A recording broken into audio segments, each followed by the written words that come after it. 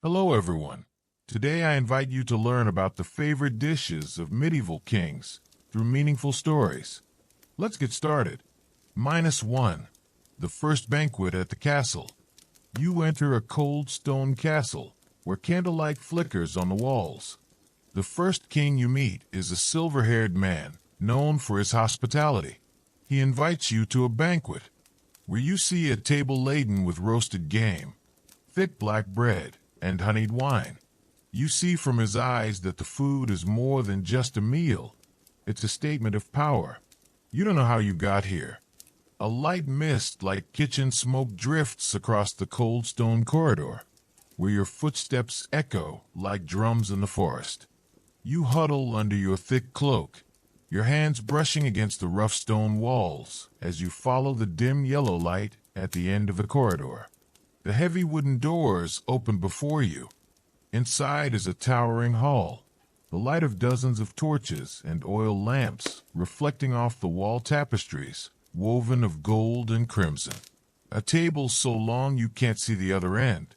And there, on the highest oak throne, sits him, the first king you've met on this strange journey.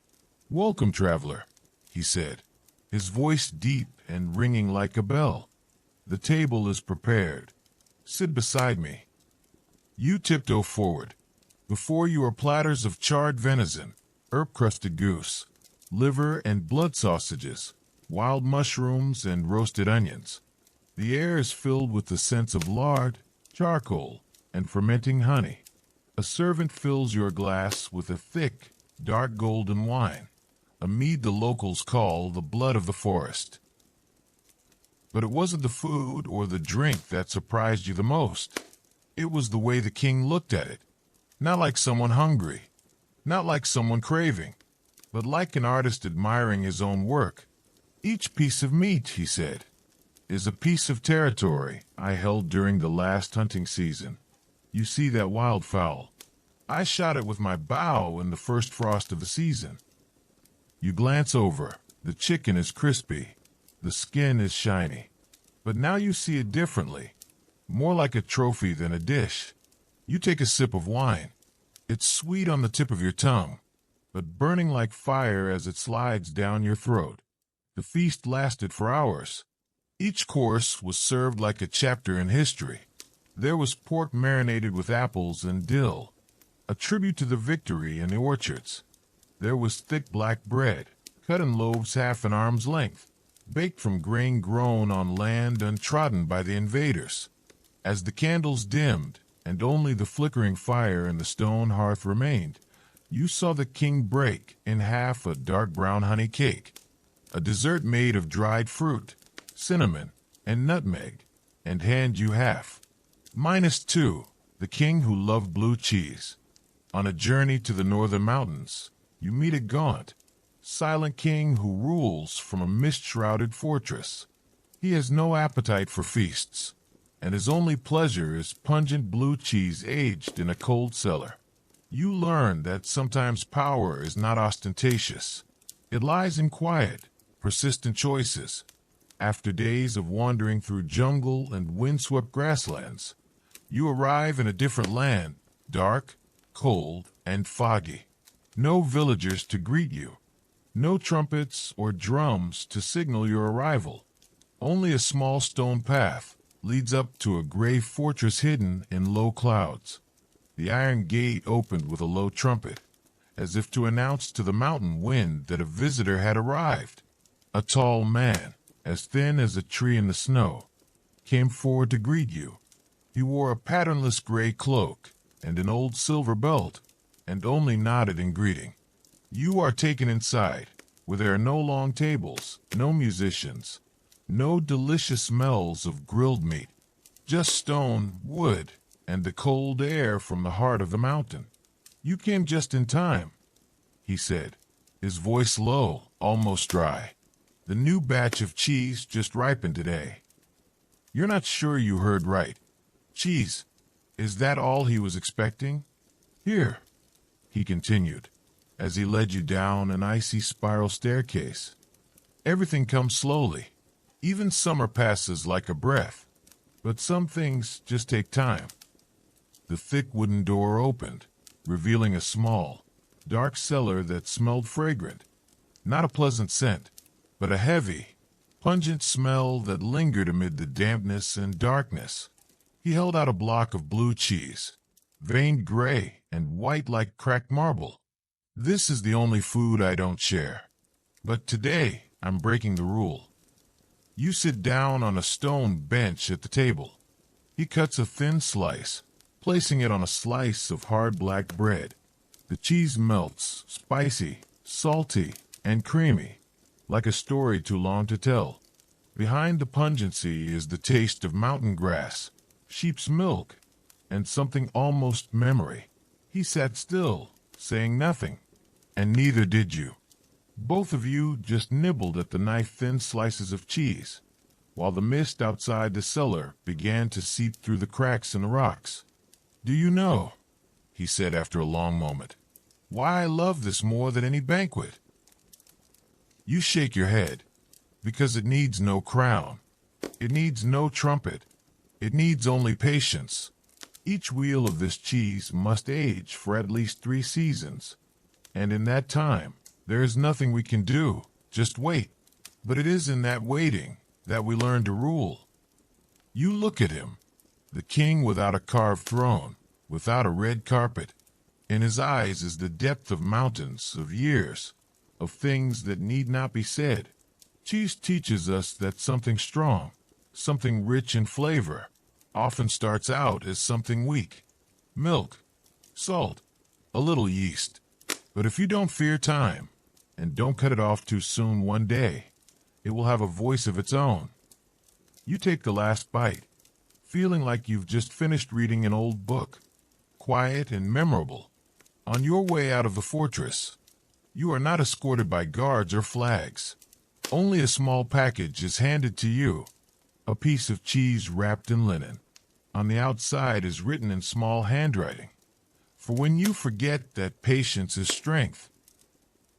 -3. The Queen and the Pink Cake. You travel to a kingdom where the queen reigns after the king has passed away. She loves cakes covered in pink sugar and crushed rose petals. Her story leads you to the secrets of royal desserts and how love can be baked into each soft, fragrant layer. When you arrive in this kingdom, there are no trumpets or ceremonial music to welcome you as in other places. The people here are silent, as if everything is waiting for something that has not yet come. Flags are flown at half-mast.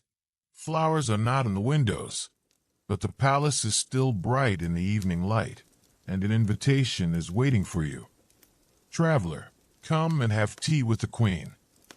You are led through corridors draped in faded pink velvet, where light from stained glass windows casts languid shades of purple and gold. The servants are silent, and the air is fragrant with the scent of burnt sugar and dried flower petals. Finally, you meet her, the queen, wearing a thin silk veil, sitting alone at a jade-inlaid wooden table. Before her is a tray of pastries, small, delicate, covered in pink sugar that sparkles like morning dew. "Have you ever eaten a cake that tastes of love?" she asked, her voice soft as a lullaby on a death anniversary. You sit down across from her. On your plate is a tiny cake, shaped like a rose. Each layer is lightly frosted with almond cream, scented with roses, and a little tart like late-season wild strawberries. Crushed petals are sprinkled on top. "My king," she said, touching the rim of her teacup, "doesn't like much except the little cakes I make. When I was young, I learned how to make them from an old Southern cook." She said, "When you know how to measure your love with spoonfuls of sugar and your anticipation with baking time, you will make cakes that will be remembered forever." You take a bite. The crust is soft as a cloud. The cream melts slowly, and the sweet aftertaste lingers like a song that never stops. Not too sweet, but not bland either. "When the king died," she continued, "I made more than 300 pink cakes for his funeral. Each one was a memory, a conversation, a look, a winter together. People said I was crazy. But who can say anything when a widow has only flour, sugar, and memories? You listen, not daring to interrupt. In the silence, the cake becomes a story, soft, gentle, but profound. She doesn't cry, but the way she picks up each cake, places it on the tray, and gently brushes away the crumbs is like she's putting together a piece of her life. Every year, I make a new batch, she said, not to eat, but to remember, and to remind myself that some foods are not for the stomach, but for the heart. You stand up, bowing deeply. She doesn't stop you, just reaches out and places a small box of cookies in your hands. On the lid is a simple, hand-carved rose. Don't open it when you're hungry, she said, almost laughing. Open it when your heart needs something sweet to believe. You leave the palace when it is dark. Under the moonlight, the small box sparkles as if it carries a love that once truly existed. -4, the Wandering King's crockpot. You leave the castle, cross the border, and meet a man living in a low hut on a hillside. He says he used to be a king. No throne, no subjects, just a black iron pot cooking stew from whatever he can find. You quickly learn, sometimes, a man is only truly king when he shares his last meal. The road becomes rough and muddy as you enter a land that is no longer on the map of the kingdom. The wind blows fiercely across the wild fields, and you feel your stomach growl after a day without food. As the sun sets behind the red-tinged hills, you see a small tent, gray and weathered. In front of the tent, an iron pot hangs over a pile of glowing coals. The delicious aromas of vegetables, dried meats, and wild spices draw you closer. The man was sitting there, his hair gray, his clothes patched, his eyes strangely bright through the dust. He looked at you, smiled, and said, "You came just in time. My stew is just ready." You sit down, almost instinctively. He picks up the large ladle and stirs gently. I cook something different every day. It's never the same as the day before. It depends on what I can find that day. Wild radishes, some old fat, roots, some herbs, or if I'm lucky, some rabbit. But there's always enough stew for two. You take the bowl. The steam rises with an indescribable taste, strong, dark, and a little like ash, like earth, like dried tears. He watched his friend eat, then slowly said, "I was once a king. Don't you believe it? It's not surprising, but there was a time when I ruled an entire region from sea to forest. Ceremonies, parties, flags. I had it all." You looked at him, seeing nothing like your image of royalty. But he continued, not expecting conviction. "I lost my kingdom to war? No. To ambition? No. I left it. One night, in the middle of a banquet, I saw a soldier so hungry that he licked my spoon after eating, and I suddenly realized my meal is someone else's hunger." You are silent. I have been wandering ever since. Only this pot remains. Every day I cook, every day I share. Sometimes the person who comes is a thief, sometimes an orphan, sometimes like you, a lost traveler. But to each person, I give half of my share, because a true king does not need a throne. He only needs to know the line between greed and sufficiency. You slow down. Every bite matters, not because it tastes good, but because it matters. Someone asked me why I keep cooking for others. I just answered, because when others are full, I am no longer lonely. As you stood up to say goodbye, he placed in your hand an old wooden spoon, worn at the tip. "Keep it," he said. "Someday, if you make enough stew for two, remember me." You walk through the night, your spoon clutched in your hand, and for the first time, you understand. There are dishes that are never written in history books, but where a real soul resides. -5. The king never eats alone. In a bustling, open-gated citadel, You meet a king who is renowned not for his victories or his power, but for never eating a meal without his people by his side. Through simple feasts in the square, you discover the secret behind this strange tradition, and why, for him, eating alone is the worst thing ever. The city you finally arrive at seems to be glowing after days of wandering through the wilderness. Right from the gate, you see long lines of people, cheerful laughter, and the smell of food spreading like warm clouds in the afternoon wind. Not the aroma of a royal banquet, but the aroma of bean porridge, grilled fish, steamed vegetables, and crispy toast. People carrying bowls walked through the square. Children ran barefoot and laughed. Guards sat eating next to blacksmiths, and old men shared bread with beggar children. As soon as you step through the gate, someone pushes a steaming bowl of stew into your hand, along with a cheerful saying, "Hurry up before it gets cold." The king doesn't eat until his people have their fill. You are surprised. The king eats with the people? Always, not at the other. The king never sits alone. It is the law and the heart. You are led into a large square, where a long wooden table stretches the length of the table. In the middle, a middle-sized man with a salt and pepper beard and a simple crown laughs as he serves more fish to a shy boy. He sees you and waves. "There's a seat. Sit down, eat too." You sit down, feeling as if you have known each other for a long time.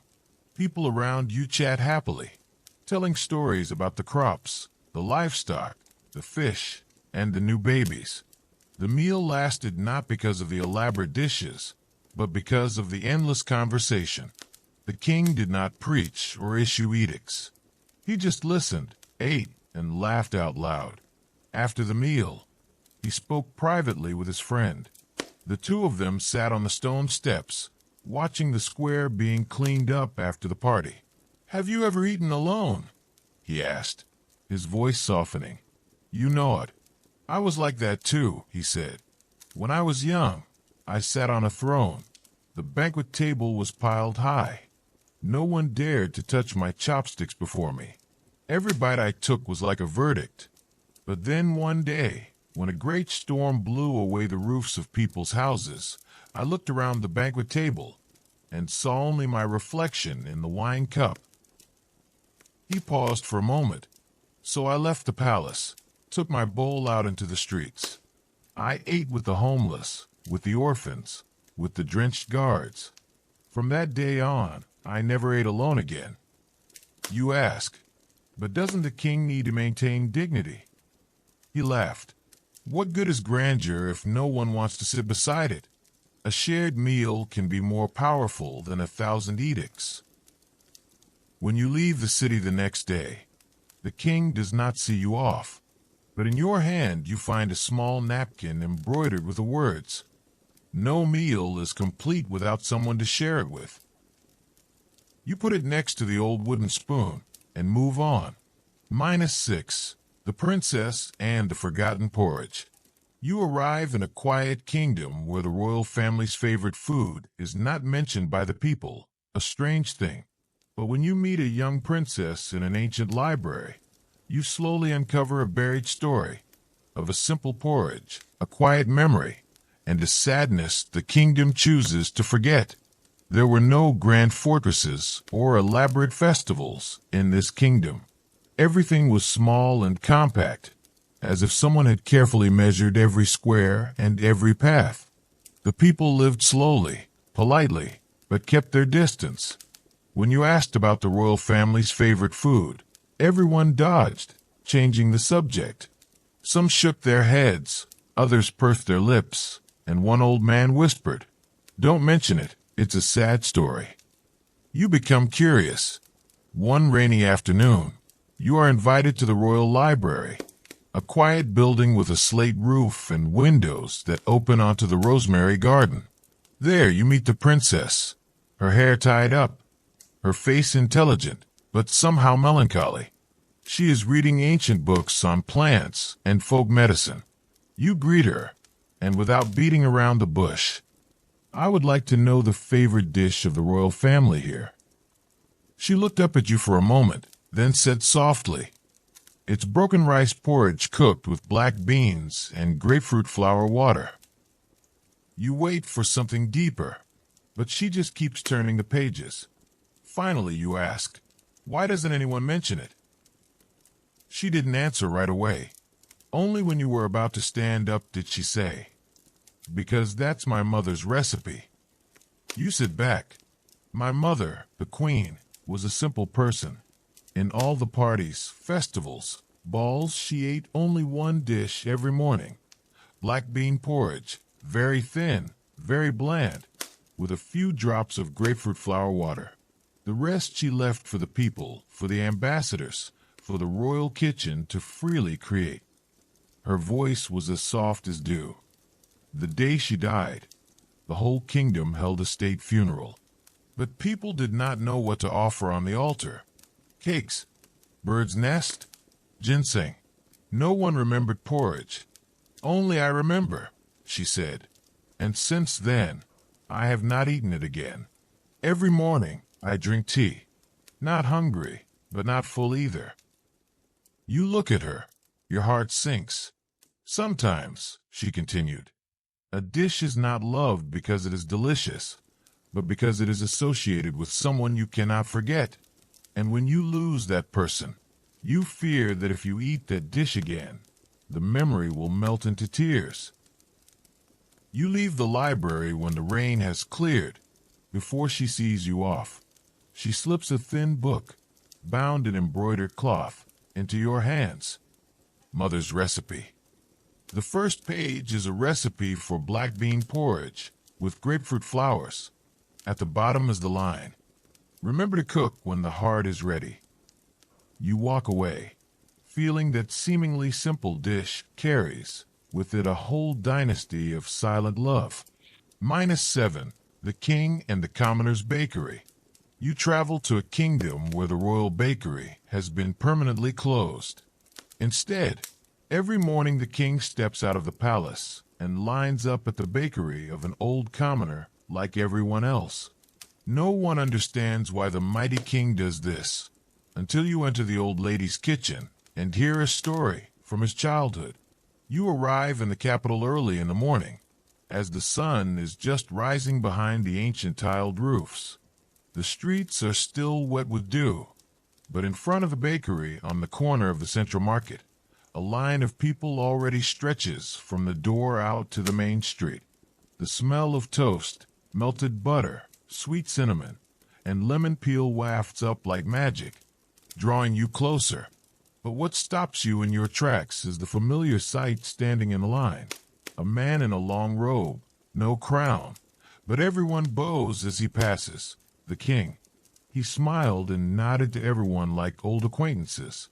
When it was his turn, he took a small loaf of bread from a white-haired old woman, then sat down on a wooden chair next to the shop, eating slowly as if it was the first meal of his life. You approached, not hiding your curiosity. He just smiled. "Want to know why we eat here? You'd better ask that old lady." The old woman looked at you, then invited you into the kitchen. It was simple, but clean and cozy, with an old brick oven and worn wooden cake pans. "I used to be a baker in the poor market," she said. "That year, the war was coming. Soldiers poured in, people ran. Only a small boy hid under my bakery counter." You begin to understand. He was hungry and shivering, not knowing where his home was. I gave him a warm loaf of bread with some cheese hidden inside. He ate it as if he had never eaten before. Before he left, he said, "If one day I become king, I will return to repay you." She laughed. I thought he was a delusional orphan. Who would have thought? You look outside. The king is breaking a loaf of bread in half and sharing it with a barefoot child. He ate my cakes for 30 years. He didn't let anyone else do it for him. Even if the palace banquet had 100 dishes, he would still come here every morning. And he never accepted a piece of cake without lining up. You are absent-minded. "My cake is not the best, but he does not eat it for the taste," said the old woman. "He eats it to remember that a king has been hungry, has been shivering, has been helped not by power, but by the heart of the people. Before you leave, she slips a hot loaf of bread into your hand, with melted cheese inside. You sit down on the chair next to the king. He turns and nods. No one said anything, and that's probably the most peaceful breakfast of your life. -8. The dish that wakes a king. You meet a king who was once stricken with grief, but was revived by a simple and unexpected dish. Through his miraculous recovery, you discover the magical power of food, to nourish not only the body, but also the soul. After traveling through many kingdoms, you hear rumors of a king who has collapsed, lying in bed as if he has no more strength left. People say that no medicine can save him. Only a secret dish can revive the king who has lost his spirit. When you arrive at the palace, a gloomy atmosphere pervades everywhere. The princes and officials whisper, their eyes filled with tears, while the servants walk silently, worried and restless. You are led into the king's chamber, where he lies on a large bed covered with scarlet velvet, his eyes closed and his face pale. An old cook stands beside him, holding a small bowl of thin soup. The chef said, "Our king was once the toughest man, a tireless fighter. But when his princess, his good wife, passed away, his heart was broken. He did not eat, did not speak, just lay there, gradually fading away. We tried all kinds of medicine, all kinds of delicious food, but nothing worked, until an old farmer came to the palace, offering a simple vegetable soup, made from what was left of his garden. You look at the bowl of soup, just a few pieces of carrots, radishes, some green onions, and a clear broth. We did not expect it," said the cook. But after finishing the soup, the king opened his eyes. He took a deep breath and smiled. He seemed to have come back to life. You ask, "Why is that food so powerful?" The chef shook his head. "No one knows. Maybe it's because it has the sweetness of the soil, the saltiness of the water, the bitterness of nostalgia. Maybe it's because the farmer puts his heart and faith into it. But most importantly, it's the first dish the king ate because he wanted to live, not because he had to live." You sit back, feeling the warmth spread through the small room. The king opened his eyes, looked at his friend, and said, "It is not the food that I remember most. It is the person who gave me that food, the person who did not abandon me when I was at my weakest." You leave into the sunset, carrying with you a lesson. Food may save lives, but humanity saves lives. -9, the party that never ends. You step into the castle famous for its multi-day banquets, where kings and nobles gather not only to eat but also to share, debate, and form alliances. You will discover why the feast is not just about food, but also the art of maintaining power and building a lasting dynasty. As sunlight streams through the stained glass windows, you step into the castle's grand banquet hall. The sounds of lyres, laughter, and the aroma of food fill the air. Long tables are set with hundreds of exquisite dishes, from fragrant grilled meats to elaborately decorated cakes. What catches your attention, however, is not the abundance of food, but the continuity of the feast. It never ends. As one table is cleared, a new one is set, and the guests do not leave, but simply move from table to table, like a never-ending cycle. You meet a nobleman who is hosting the banquet. He explains, "This banquet is not just about eating. It is about building relationships. Every dish, every word, every encounter is a move on the chessboard of power." You gradually realize that the cuisine here is the language of the upper class. The dishes are not only delicious, but also carefully selected to express respect, authority, or even warning. A grilled fish served with an exclusive sauce represents prosperity, while a rare wine is a sign of an intimate invitation or special connection. During this long feast, not only the stomach is nourished, but also the mind and social relations are taken care of little by little. You feel the delicacy, power, and the complexity of this never-ending feast, where every bite carries a story, and each story is tied to the fate of an entire kingdom. -10. Culinary journey and royal heritage. Finally, you will retrace the journey through the favorite dishes of medieval kings and queens, from humble meals to lavish banquets. Along the way, you will discover the profound significance of food, not only in personal life, but also in building culture, heritage, and community. After days and months of wandering through kingdoms, fortresses, and palaces, you realize that the cuisine of kings is more than just enjoying delicious food. It is the crystallization of history, culture, and people. From simple bowls of porridge by oil lamplight, warm loaves of bread carrying stories of a time of war, to long banquets in magnificent castles, all tell a story of life, power, love, and compassion. Cuisine is the thread that connects generations, keeping the memory of ancestors and traditions from being forgotten. Each dish is part of the legacy that medieval kings left, not only for their descendants, but also for the whole nation. You see the changes over the years. The food gradually becomes richer and more sophisticated, but the core values remain the same: sharing and gratitude. In the end, you realize that a king's favorite food is not something luxurious or ostentatious. It is the simplest things, the moments lived fully with relatives, compatriots, and loved ones. And those are the real legacies of any dynasty. Thank you for joining me on this journey to discover the favorite dishes of medieval kings. Through each part, I hope you not only enjoy the culinary story, but also feel the humanity, history, and culture behind each dish. If you have the chance, try cooking a simple dish from this story to see that even through the centuries, food has always been a bridge between the past and the present, between people. Wishing you good night and sweet dreams of a glorious and flavorful era.